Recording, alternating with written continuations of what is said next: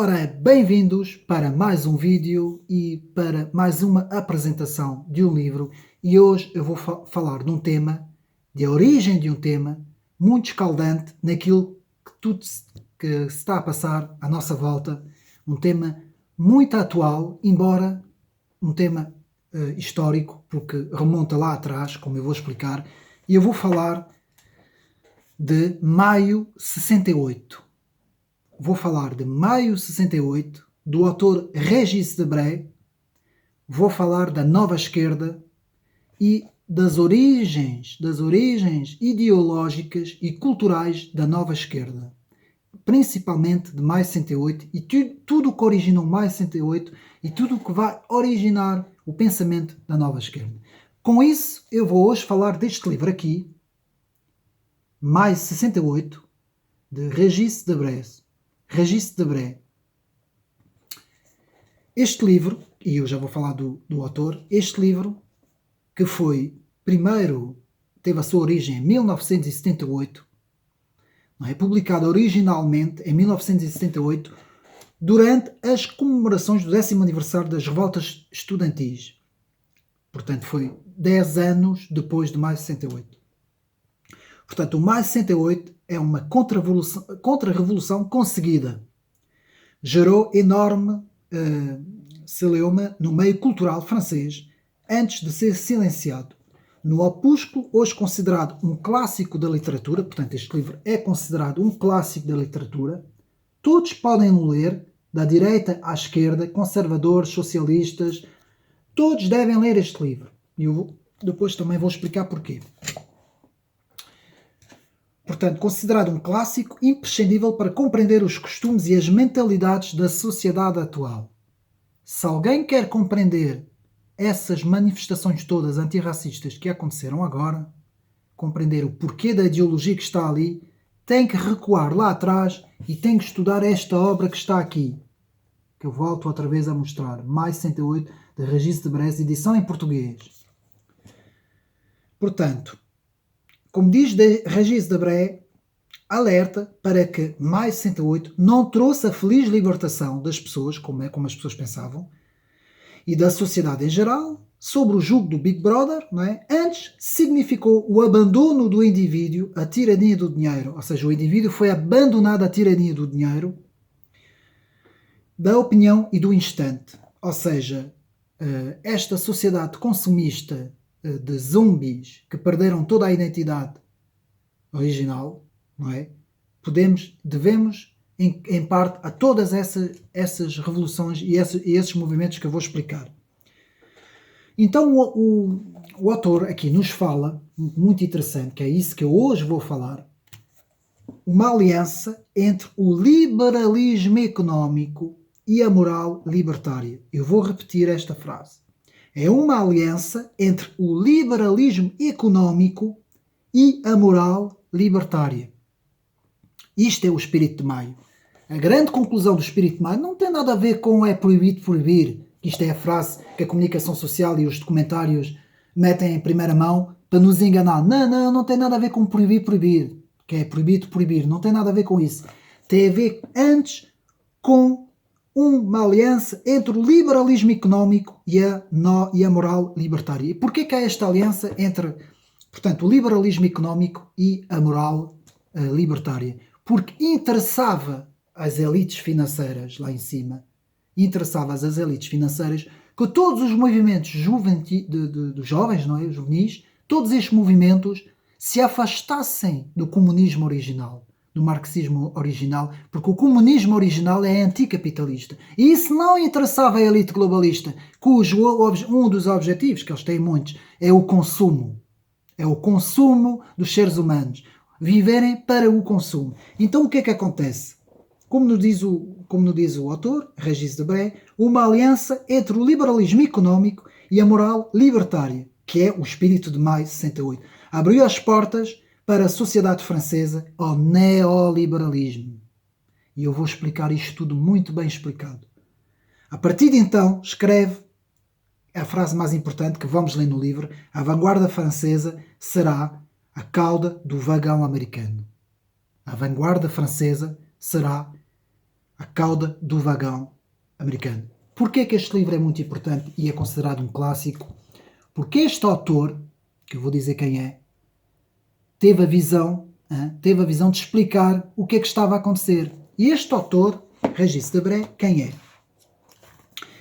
Portanto, nasceu em 1940, filósofo, professor e escritor, um dos pensadores franceses mais destacados e influentes da atualidade. Atenção, este pensador não é conservador, não é nacionalista, não é cristão, não é tradicionalista, não é da direita.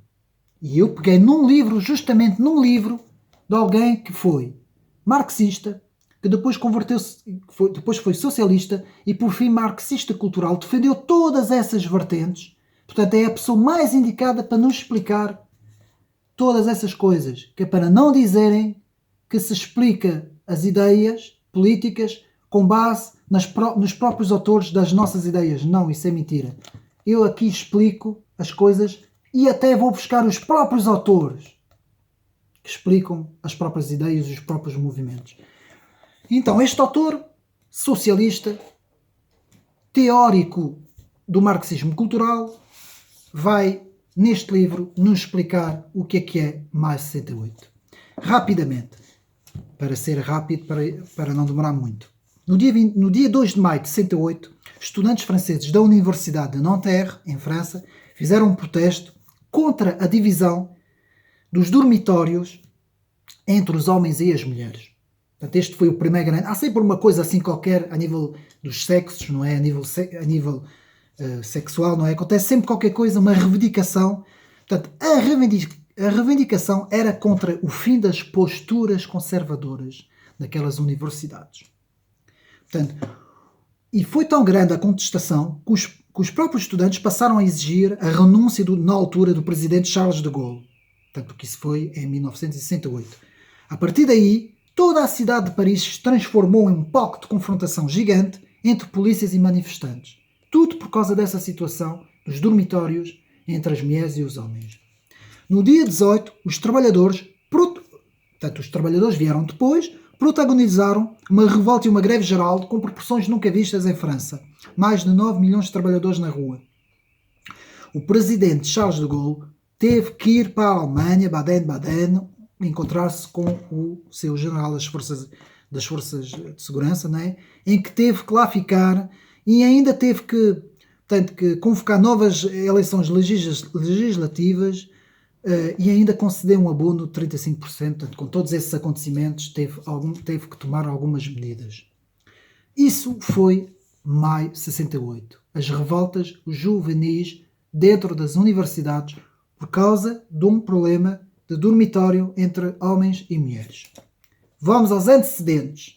Antes disso, temos que dar um salto uns anos atrás, ir até os anos 60 e falarmos da chamada contracultura dos anos 60. O que é que foi a contracultura? Foi um movimento que foi influenciado pelos direitos civis afro-americanos, pelas correntes contestatárias da Guerra do Vietnã e pelas novas correntes filosóficas influenciadas da França, que eu vou explicar mais à frente, que começaram a dar os seus frutos no princípio dos anos 60 nas universidades americanas. Mas antes ainda temos que recuar mais um bocadinho e irmos até o princípio dos anos 50, quando estávamos no auge nos Estados Unidos, portanto, logo após a Segunda Guerra Mundial, quando culturalmente estava no auge o rock and roll, não é? Nos Estados Unidos, em que aparece uma geração chamada Geração Beat, que era um grupo de norte-americanos no final da década de 1950, que criam um fenómeno cultural na literatura. Baseado no existencialismo de Jean-Paul Sartre, portanto foram buscar o existencialismo de Jean-Paul Sartre, um dos autores, Jacques Kerouac, escreveu um livro muito interessante que chama-se On the Road, que é Pela Estrada Fora. Este livro, que foi escrito em 1957, já no final da década de 50, deu depois, mais tarde, semeou as primeiras sementes para o movimento hippie e o movimento Baby Boomer, que eu vou explicar o que é que significa Baby Boomer. Portanto, este autor, Jacques Kerouac, vai portanto, libertar o pensamento dos antigos conceitos das igrejas norte-americanas protestantes e conservadoras e vai libertar os jovens, tanto nas universidades como os jovens que viviam nas vilas, para uma libertação total, portanto, dos costumes.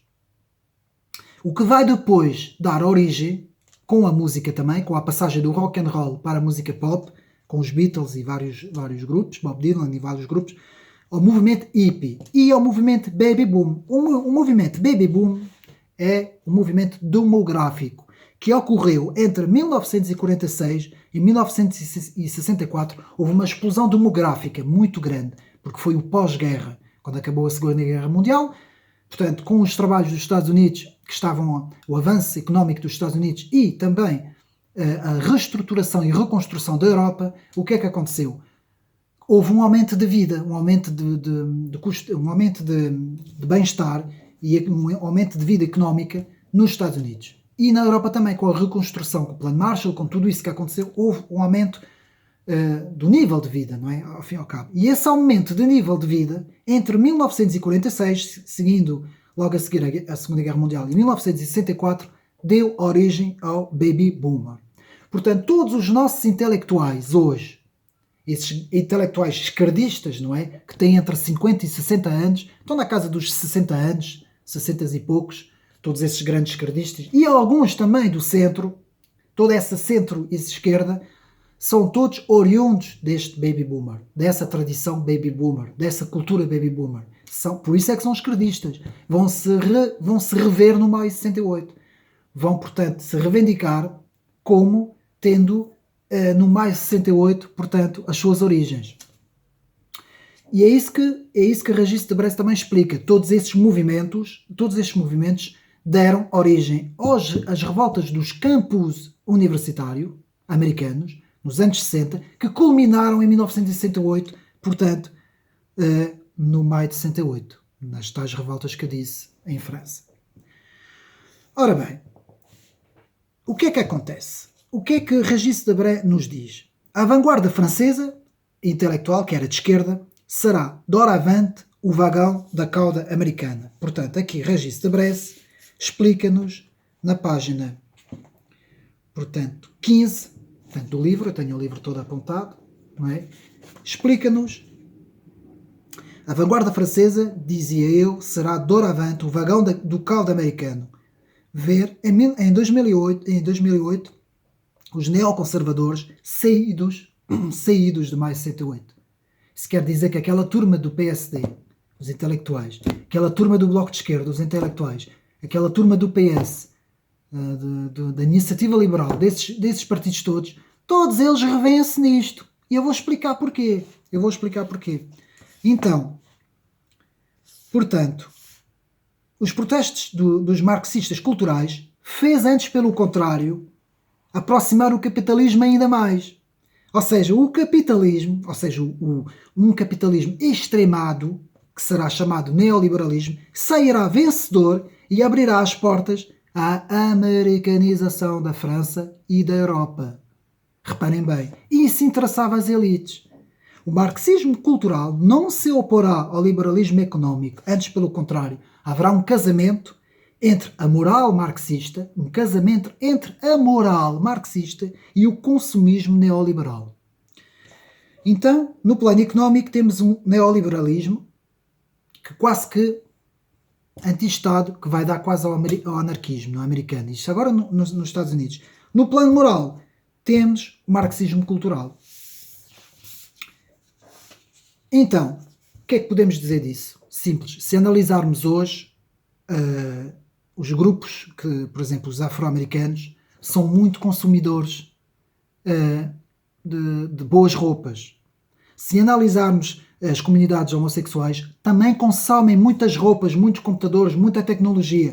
Se nós analisarmos os antirracistas, as feministas, os ambientalistas, toda essa gente que se diz contra a civilização capitalista, mas são os primeiros que vão consumir. Consomem tudo, os melhores telemóveis, das melhores roupas. Agora das manifestações, tanta gente ali com t-shirts da Adidas e ténis da Adidas, os antirracistas que são contra a civilização ocidental, mas depois consomem a própria mercadoria da civilização. Não é? Isso é tudo muito giro. Portanto, por trás disso tudo, nós vemos que isso é tudo viés ideológicos e é tudo para camuflar as verdadeiras intenções por detrás de tudo isto. Por fim, temos a figura do pai, que eu vou explicar mais à frente. O fim da figura do pai, da família tradicional. É isto que foi combatido e eu vou explicar porquê. E é simples, eu posso já explicar porquê. Porque a família do pai, numa família, o pai é que controla a família. O pai é que vai controlar os gastos da família, pagar a renda, pagar as despesas. Ele é que vai dizer o que é consumido, o que é que não é. Para os globalistas e para a elite financeira, isto era muito complicado. Tinha que se destruir a família do pai para haver consumo. Porque as pessoas sozinhas consomem mais. As pessoas, por exemplo, os LGBTs, esta gente toda, consegue consumir muito mais. Tanto que houve estatísticas é que são eles que compram mais computadores, compram mais tablets, compram mais telemóveis. Portanto, e a figura do pai tinha que ser destruída. Portanto, podemos dizer, segundo o livro da Régis Debray, a esquerda deixa de ser comunista no sentido clássico, no sentido marxista-leninista, e torna-se neoliberal com uma moral, portanto, libertária. E é muito interessante, porque aqui na página 58 do livro, que eu vou aqui abrir para nós vermos, o autor fala aqui de um acontecimento que quase que não é falado, mas que foi muito importante para o que aconteceu nas primeiras grandes manifestações dos anos 60 nos campos universitários americanos. Eu vou ler, segundo as palavras do autor. A citação do presidente chinês, Mao: há agora dois ventos no mundo, o vento do Oeste e o vento do Leste, 1957. É conhecida sobretudo a partir de 1963, estávamos um bocadinho antes do maio de 68, quando a China comunista rompe publicamente com a União Soviética. Portanto, a China comunista rompe oficialmente com a União Soviética, que acusa de se afastar da verdadeira doutrina leninista. Essa ruptura provoca no Ocidente o surgimento dos movimentos dito maoístas, marxistas-leninistas, que se desenvolveram sobretudo depois de 1968 até meados de 70. Bem, o que é que o autor aqui, o que é que isso quer dizer? Quer dizer que a China começou-se a perceber que a Rússia estava a cair a nível doutrinal, que se estava a afastar do primeiro, a primeira ideologia clássica mesmo do marxismo-leninismo. Então rompe oficialmente com a Rússia, e depois a Rússia chega a 1989, quando cai o muro de Berlim, aí acaba-se mesmo a ideologia, ou pelo menos em parte, a ideologia comunista cai. Mas os chineses vão acusar a Rússia de se ter afastado. E isso vai dar origem nos Estados Unidos para que os jovens universitários vão abraçar a causa maoísta. Portanto, isto também é uma das coisas que aqui o autor nos explica, portanto, que aconteceu. Posto isto, vamos analisar, portanto, já vimos, para recapitular, para o vídeo não ficar muito confuso, que eu estou a falar de muita coisa ao mesmo tempo, já vimos que houve a geração Beat, que deu origem ao Baby Boomer, tanto que foi ao mesmo tempo que o Baby Boomer, que se originou por causa do fim da Segunda Guerra Mundial. Já vimos que a geração Beat originou a cultura hippie vai originar a contracultura norte-americana e os protestos juvenis em 1960, até chegar a 1968 e arrebentar mais 68 em França, né, na Universidade de Nanterre, em que se dá a grande revolução da contracultura, em que o lema principal foi "é proibido proibir", mas que o autor aqui nos diz, simplesmente pegou-se nas massas todas universitárias e dos jovens e aliou-se o neoliberalismo ao marxismo cultural. Foi uma aliança, foi um casamento. O que é que nos mostra isto? Temos grandes influências. Temos a Escola de Frankfurt. Atenção, tem que se estudar muito bem a Escola de Frankfurt. Teoria Social do Instituto de Pesquisa Social da Universidade de Frankfurt, fundado por Felix Wade, a 3 de fevereiro de 1923. com o apoio financeiro do pai e alguns professores. Portanto, os membros originais, aqui são muitos, mas eu vou resumir aos principais, porque senão não há tempo para isso, que é Marx Horkheimer, Theodor Adorno, Herbert Marcuse, a primeira geração. E na segunda geração aparece, portanto, Habermas, Oscar Knight, Franz Newman. Portanto, isso são os teóricos da escola de Frankfurt. E o que é que esses teóricos vão fazer? Portanto, qual vai ser a principal teorização dessa escola? Essa escola sai da Alemanha, perseguida por Hitler, pelo nazismo, vai se refugiar nos Estados Unidos e quando chega aos Estados Unidos vão fazer uma crítica da sociedade americana. Ao invés de fazer uma crítica do nazismo, que é isso que eles deviam ter feito, porque foram perseguidos pelos nazis, não, eles vão fazer uma crítica à própria sociedade americana, porque todos eles eram de esquerda. Eles opunham-se ao nazismo, mas eles opunham-se muito mais à sociedade ocidental. O verdadeiro opositor desses meninos, que não têm outro nome, era a sociedade ocidental. E o que é que eles aqui vão teorizar? A crítica da ideologia, crítica da civilização ocidental, dialética do esclarecimento, filosofia da música moderna, portanto eles vão dizer que a música tem uma importância, e também a dialética negativa, que é nós vamos sempre culpar as outras coisas do mal, portanto isso podem ver alguns vídeos do Olavo de Carvalho, explica isso muito bem, para depois nunca sermos acusados de nada, porque nós é que somos os acusadores, eles vão se pôr no lado dos acusadores, aliás como os antirracistas fazem tão bem, não é? Pôr-se do lado dos acusadores e haverá sempre alguma coisa a acusar e serão sempre os acusados os culpados. Isto é, em parte, há mais coisas, não é mais coisas, como funciona a dialética negativa. O que é que houve mais da escola de Frankfurt? Temos o estruturalismo. Atenção, muito importante, que esta corrente é que vai dar origem ao estudo da linguagem, em que toda a filosofia se vai centrar na linguagem. Portanto, é a corrente de ciências humanas inspiradas na linguística, que é a metodologia pela qual os elementos da cultura humana devem ser entendidos pelas suas estruturas maiores, o todo, pelas estruturas maiores, o todo. Descobrir as estruturas que sustentam todas as coisas. O que é que o estruturalismo... Portanto, quem são as pessoas principais do estruturalismo? Ferdinand de Saussure, que em 1916 portanto, escreve um livro muito importante, Curso da Linguística Geral, portanto, podemos dizer que é a origem do estruturalismo. Depois o Claude Lévi-Strauss, Jacques Lacan, Michel Foucault, que também vai fazer parte dos pós-estruturalistas, Louis Althusser e Leonard Bloomfield. Atenção a Louis Althusser, ainda há bocado eu falei dele, que é um dos principais responsáveis por toda essa explosão dos campus universitários dos anos 60 e de mais de 68 em França. E depois, por fim, no estruturalismo, temos também na parte literária, portanto, na literatura, temos Roland Barthes, que vai desconstruir toda a literatura. Ele vai, com base no estruturalismo literário, ele vai desconstruir toda a literatura. Depois do estruturalismo, temos os chamados filósofos pós-estruturalistas da escola francesa, que para mim são os mais importantes, que deram origem à contracultura, a mais 68 e a tudo o que se está a passar hoje. Se hoje temos essas grandes manifestações contra tudo o que é ocidental, contra tudo o que é a nossa própria identidade, devemos isso aos filósofos pós-estruturalistas, porque é isso que é impingido nas escolas. É o marxismo cultural, é a escola de Frankfurt e é o pós-estruturalismo na filosofia. Quem são eles? Michel Foucault, com o discurso do poder, a linguagem é, portanto, é a linguagem, o discurso do poder. Portanto, a linguagem é o discurso do poder, Michel Foucault. Depois temos Jacques Derrida, o desconstrutor do logocentrismo, a desconstrução. Portanto, todos os discursos são desconstruidores. Depois temos Richard Rorty, que vai falar do pragmatismo pós-moderno, lá está, que tem a ver com o consumismo e o neoliberalismo. E depois, por fim, Gilles Deleuze, o desconstrutor da figura do pai. Portanto, nós temos aqui 4 grandes filósofos, Michel Foucault, Jacques Derrida, Richard Rorty, Gilles Deleuze, que este autor aqui fala, e no fim há um glossário com os nomes dos principais protagonistas de mais 68 aqui no final, portanto no final do livro, em que aparece o nome desses autores. Portanto, chegamos aqui à parte rapidamente, que o vídeo já vai tarde. Figuras importantes de mais 68. Louis Althusser,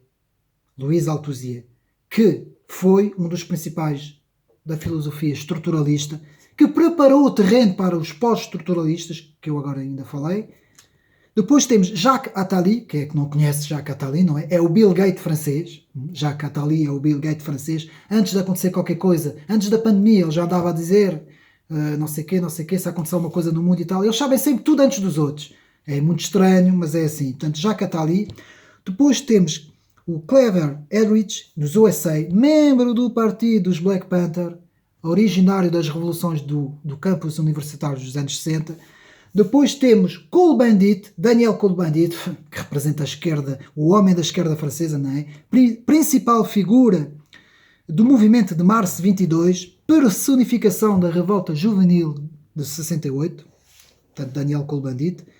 Temos Jesmar Allen, também foi importante. André Glucksmann, não é? Outra grande figura importantíssima, teórico de maio 68, corrente dos novos filósofos, não é? Depois ainda temos Ernest Mandel, escritor marxista dos anos 60. Reuben Jerry, grande figura da contestação americana dos anos 60, anos 70. Alain Touraine, sociólogo que interpretou, tanto Alain Touraine interpretou mais 68, depois escreveu várias obras para interpretar o livro. E por fim, Weber Henry, que criou a Liga Comunista Revolucionária em França. Portanto, tudo isso, ao mesmo tempo, houve outra corrente filosófica, estou a dar aqui muita informação, mas tem que ser. Houve outra corrente filosófica aqui, que é o situacionismo, portanto, que é um movimento de crítica social, cultural e político, que reúne, portanto, poetas, artistas, cantores, arquitetos, cineastas, artistas, que começou em 1957 e que também teve um papel importante em maio de 68 também, e que define a vanguarda artística e política que influenciou muito maio de 68. Portanto, podemos dizer aqui, rapidamente, o que é que Régis Debray, em conclusão, no livro, nos diz.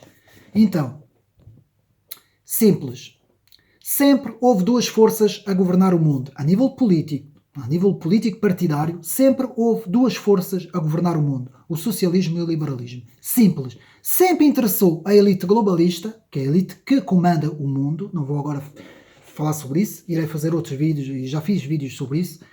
Mas sempre interessou a elite financeira que houvesse esses dois grupos.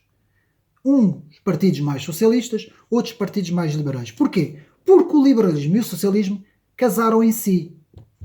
Eu vou explicar. Porque a nível económico temos a parte liberal para apoiar o consumo. O que se quer é o consumo planetário, não é? Para o governo mundial tem que haver um consumo planetário. E ao mesmo tempo, na parte social, convém o socialismo, que é o marxismo cultural, mas é um socialismo de marxismo cultural.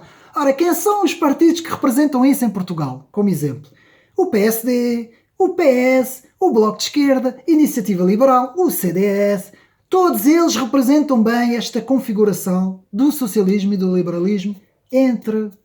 Atenção, não estou a falar do liberalismo clássico quando apareceu, não é? Quando apareceu no século XVIII, não, porque o liberalismo clássico é conservador.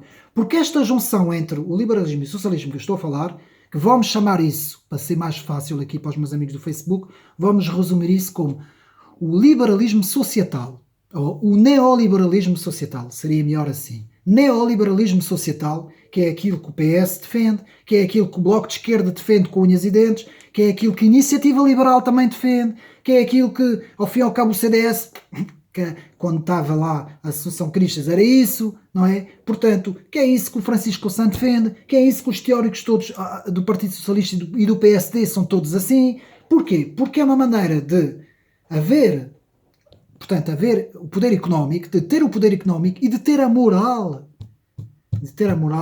socialista, cultural, marxista. Ou seja, quem é o inimigo deles todos? É o conservadorismo. É aquele que defende princípios e valores, é aquele que defende a religião, é aquele que defende a nação. Por isso é que os nacionalistas são completamente opostos a esse sistema. Está a ver? Portanto, é por isso que temos o Partido Republicano, o Partido Democrata nos Estados Unidos, por isso é que sempre tivemos os Tories e os Wings na Inglaterra, em Portugal temos o PS, o PSD. Portanto, a política resume-se a isso. Enquanto tivermos esses dois polos, agora quando chega alguém, rompe com esses dois polos, como é o caso do Donald Trump, como é o caso do Bolsonaro, como poderá ser o caso do André Ventura aqui em Portugal, porque é a única pessoa em Portugal que tem um discurso de direita é o André Ventura, agora para falar aqui na política portuguesa. Portanto, os únicos que podem romper com essa dicotomia neoliberal societal que é chamada dicotomia neoliberal societal, às vezes mais socialista, outras vezes mais liberal. Por exemplo, em Portugal é mais socialista, com o PS, não é? Com António Costa, mas, por exemplo, em França, com Emmanuel Macron, é mais liberal, não é? Portanto, é um neoliberalismo societal. Portanto, essas forças só são rompidas com o conservadorismo, os princípios e os valores, com uma nação que defende o seu povo, que defende o consumo interno dos seus produtos, que defende a sua cultura, a sua história, a sua nação, a sua língua. E por isso, meus amigos, é preciso estudar muito, é preciso ler muitos livros. Este livro, para compreender, para chegar a compreender todas essas questões, porque as pessoas hoje aqui, o comum das pessoas é pensarem que existe o comunismo de um lado e o capitalismo do outro. E há décadas e décadas e décadas e décadas que andamos nisso. O comum das pessoas pensa que a guerra está aí. Não, isto é tudo para inglês ver. Antes, pelo contrário, isto está uma boa aliança entre, como eu disse, o liberalismo e o socialismo. O que existe é um poder mundial que quer esses dois sistemas sempre no comando, e depois existem aqueles que defendem as nações. Aqueles que defendem o seu povo, as nações, podem ser chamados conservadores, podem ser chamados, os religiosos cristãos também fazem parte, podem nos chamar patriotas, nacionalistas, como vocês quiserem. Mas essas pessoas que defendem a parte conservadora dos seus países, esse é o alvo a abater. Então, porquê que nós estamos a ter todas essas manifestações? Porquê que, por exemplo, agora está muito em voga a questão do antirracismo? Porque a questão do antirracismo vem precisamente de tudo o que eu estive aqui a explicar, de todas essas movimentações da escola de Frankfurt, do estruturalismo, dos pós-estruturalistas, dos construtores, de todas essas filosofias que foram incutidas, principalmente nas universidades, que é a destruição sistemática dos valores ocidentais, dos padrões, valores e princípios da cultura judaico-cristã. É isso que está a ser destruído. Porquê que estão a destruir? Os monumentos não têm nada a ver com racismo. Os monumentos representam uma identidade da civilização ocidental. E é por isso que eles estão a ser mandados abaixo. Porquê que os acordos todos ortográficos sobre a nossa língua? Porquê que estão a tendência em querer cada vez mais simplificar as línguas e unir as línguas cada vez mais? Porquê que existe cada vez mais esse progressismo, essa direção progressiva? Já este autor nos explica tudo. Porque é que essa ideia progressiva está a acontecer? É justamente para a unificação mundial de um mundo completamente novo, completamente unificado, sem identidades, sem culturas, sem países. Ao fim e ao cabo já não existe raças, não existe nada, é tudo como eles querem. Existe um grupo de gente que vai super consumir, que vai estar completamente às ordens de um grupinho que vai dominar o mundo, não é? Que já está a dominar o mundo. Portanto, tudo isso é o resumo de tudo o que eu falei. Portanto, é muito interessante estudar a origem das coisas. Eu aqui não falei da Revolução Francesa porque era muito complicado, porque as origens mesmo de todos esses movimentos vêm da Revolução Francesa, e por detrás disso tudo tem a ver com a maçonaria também, com os poderes maçónicos para transformar o mundo. Mas isso seria muito complicado, eu já fiz vídeos sobre isso. Aqui só quis mesmo focar a parte de Maio 68, da contracultura, da geração beat, portanto, tudo que formou Maio 68, e mais uma vez eu aconselho a leitura deste livro. Portanto, este livro é muito